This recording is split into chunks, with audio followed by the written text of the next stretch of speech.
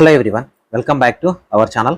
So మీరు wait చేస్తున్నట్టుగా తెలంగాణలో ఫ్రీ ఎంబీబీఎస్ సీట్లకి అంటే కాంపిటెంట్ అథారిటీ కోటా, కన్వీనర్ కోటాకు సంబంధించి కౌన్సిలింగ్ రిజిస్ట్రేషన్ నోటిఫికేషన్ అనేది అఫీషియల్గా రిలీజ్ చేయడం జరిగింది. ఈ పర్టికులర్ వీడియోలో రూల్స్ ఏంటి, రెగ్యులేషన్స్ ఏంటి, ఎవరు ఎలిజిబుల్, ఎవరు నాట్ ఎలిజిబుల్, రిక్వైర్డ్ డాక్యుమెంట్స్ ఏంటి, ఫీ ఎంత పే చేయాలి, అండ్ దాంతోపాటు ఆంధ్రప్రదేశ్ స్టూడెంట్స్ ఎలిజిబుల్ అవుతారా లేదా, అండ్ జియో నెంబర్ 33 ఏదైతుందో అది ఇంప్లిమెంట్ చేస్తున్నారా లేదా అనేది ఈ పర్టికులర్ వీడియోలో ఎక్స్ప్లెయిన్ చేయడానికి ట్రై చేస్తా. వీడియోని ఎక్కడ స్కిప్ చేయకుండా చివరిదాకా చూడండి. సో చాలా మంది వీడియోస్ లైక్ చేస్తున్నారు, చూస్తున్నారు కానీ లైక్ చేయట్లేదు. మీరు ఇచ్చే ఒక చిన్న లైక్ అనేది నాకు చాలా ఎంకరేజింగ్గా అండ్ మోటివేటింగ్గా ఉంటుంది. మీ ఫ్రెండ్స్కి షేర్ చేయండి అండ్ ఛానల్ని ఫాలో అవ్వండి. డిస్క్రిప్షన్లో టెలిగ్రామ్ గ్రూప్లో కానీ, ఇన్స్టాగ్రామ్లో కానీ, సో వాట్సాప్ ఛానల్లో కానీ జాయిన్ అవ్వండి. మీకు ఏదైనా క్విక్ అప్డేట్ ఉంటే అక్కడ పోస్ట్ చేస్తాము. సో మనం కౌన్సిలింగ్లోకి ఎంటర్ అవుతున్నాం కాబట్టి మీరు చాలా జాగ్రత్తగా కౌన్సిలింగ్ సంబంధించి రూల్స్ రెగ్యులేషన్ తెలుసుకోవాలి. ఏ చిన్న మిస్టేక్ చేసినా కూడా మీకు సీట్ పోయే అవకాశం ఉంటుంది. డాక్యుమెంట్స్ వెరిఫికేషన్ అవ్వకుండా ప్రొవిజనల్ మెరిట్ లిస్ట్లో పేరు రాకుండా పోతుంది. సో అలాంటి మిస్టేక్స్ అన్ని చేయకూడదంటే సో విజన్ అప్డేట్ మెంటర్షిప్లో జాయిన్ అవ్వాలి. నాతో పర్సనల్గా మాట్లాడాలంటే 7893947228 అనే నెంబర్ని సో మీరు వాట్సాప్లో కాంటాక్ట్ అవ్వండి. అక్కడ మీకు ఫీజు డీటెయిల్స్ చెప్తారు. దాని తర్వాత నా పర్సనల్ నెంబర్ ఇస్తారు. మీరు జాయిన్ అయినట్లయితే మీరు డైరెక్ట్ నాతో మాట్లాడొచ్చు. మిమ్మల్ని కౌన్సిలింగ్ అయిపోయేదాకా గైడ్ చేసే బాధ్యత విజన్ అప్డేట్ది. ఓకేనా? సో ప్రాపర్గా ఒక మెంటర్ని చూస్ చేసుకోండి. సో ప్రాపర్గా కౌన్సిలింగ్లో అటెండ్ అవ్వండి. ఎలాంటి మిస్టేక్స్ అయితే చేయకండి. ప్రతి ఒక్కరికి, తెలంగాణ ఆస్పిరెంట్స్ అందరికి కూడా ఆల్ ద బెస్ట్. ఓకేనా?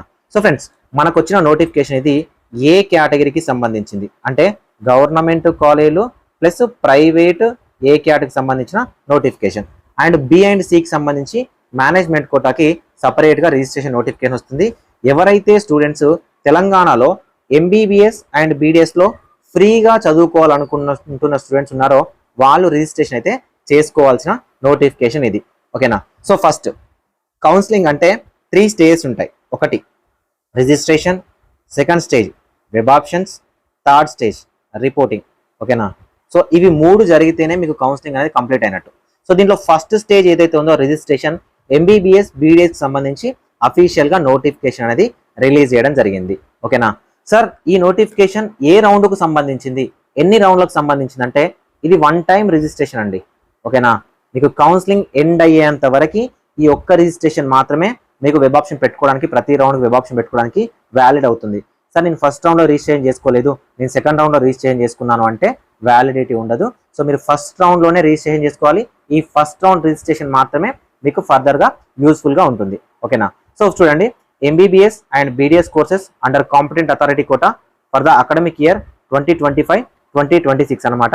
సో మనకు ఈ కౌన్సిలింగ్ ప్రాసెస్ని కేఎన్ఆర్హెచ్ఎస్ వాళ్ళు కండక్ట్ చేయడం జరుగుతుంది. ఓకే అనేది మాట్లాడుకుంటే మనకు ఈడబ్ల్యూఎస్ జనరల్ వాళ్ళు 144 మార్క్స్ వచ్చిన వాళ్ళు eligible, and 48% SC ST BC candidates eligible, and PWD 127 marks వచ్చిన క్యాండిడేట్స్ ఎలిజిబుల్. సో మనం eligibility, local non local rules మాట్లాడుకునే ముందు ముఖ్యంగా డాక్యుమెంట్ విషయం మాట్లాడుకుందాం.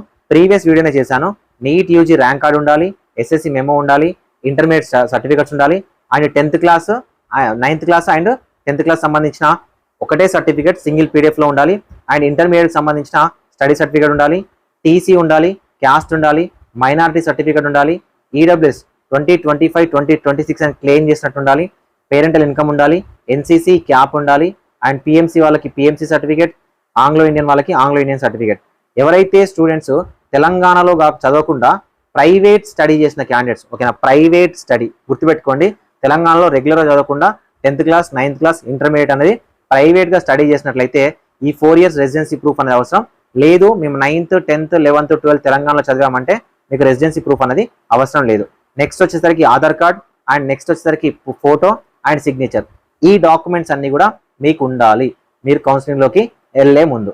సార్, ఈ కౌన్సిలింగ్కి వెళ్తున్నాం కదా, సో ఎప్పటి నుంచి సార్ రిజిస్ట్రేషన్స్ అంటే మనకు 6th జూన్ 2025 అంటే రేపటి నుంచి 25th జూలై వరకు, అంటే 16th జూలై 2025 నుంచి 25th జూలై 2025 వరకు, రేపు మార్నింగ్ 8 AM నుంచి 6 PM 2025, సో 25th జూలై వరకు మీరు ఆన్లైన్లో అప్లికేషన్ చేసుకోవాలి.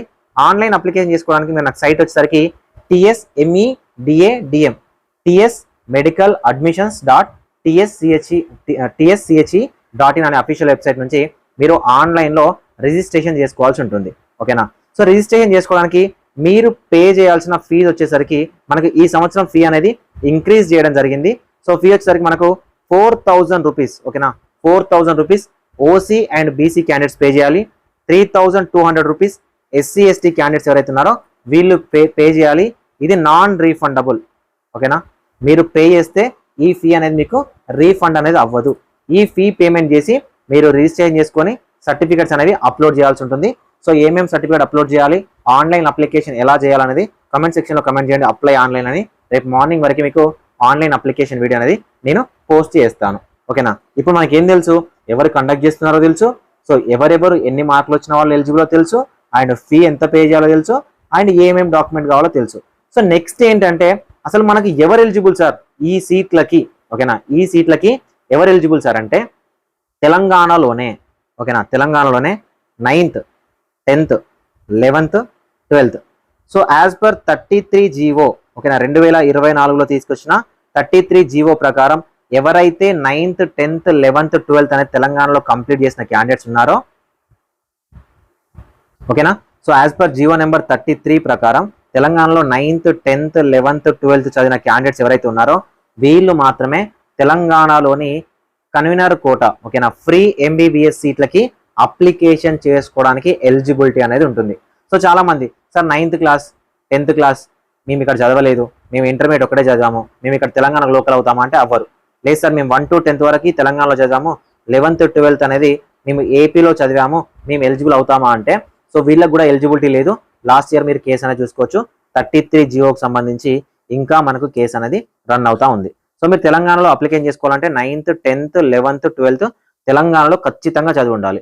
ఇవి కాదు అనుకుంటే మీరు తెలంగాణకి లోకల్ అవ్వడానికి అయితే ఛాన్సెస్ అనేవి లేవు.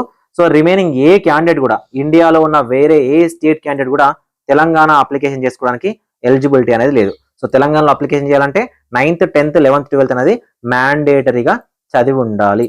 సో వీళ్ళు మాత్రమే నాట్ ఎలిజిబుల్, మిగతా క్యాండిడేట్స్ అందరూ కూడా నాట్ ఎలిజిబుల్. సో చాలా మంది సార్ మేము ఏపీ క్యాండిడేట్స్ తెలంగాణలో కన్నర్ కోటాకి మేము ఎలిజిబుల్ అవుతామా? ఎలిజిబుల్ అవ్వరు. మీరు తెలంగాణలోని కన్నర్ కోటాకి అప్లికేషన్ చేయడానికి వీల్లేదు. మీరు 1 to 12th వరకు తెలంగాణలో చదువుకొని ఏపీలో చదువుకొని మీరు తెలంగాణకి అప్లికేషన్ చేస్తానంటే నాట్ ఎలిజిబుల్. మీరు రిజిస్ట్రేషన్ చేసి 4,000 రూపీస్ కానీ 3,200 రూపీస్ కానీ ఫీ అనేది పే చేసి మీ ఫీని పోగొట్టుకోకండి. ఆంధ్రప్రదేశ్ స్టూడెంట్ ఏ స్టూడెంట్ కూడా తెలంగాణలోని కన్నర్ కోటాకి ఎలిజిబిలిటీ అనేది లేదు, ఓకేనా. సో ఫర్దర్గా ఇలాంటి వీడియోస్ అనేవి మన ఛానల్ నుంచి ప్రొవైడ్ చేస్తాము. ఛానల్ని సబ్స్క్రైబ్ చేసుకోండి, మీ ఫ్రెండ్స్కి షేర్ చేయండి.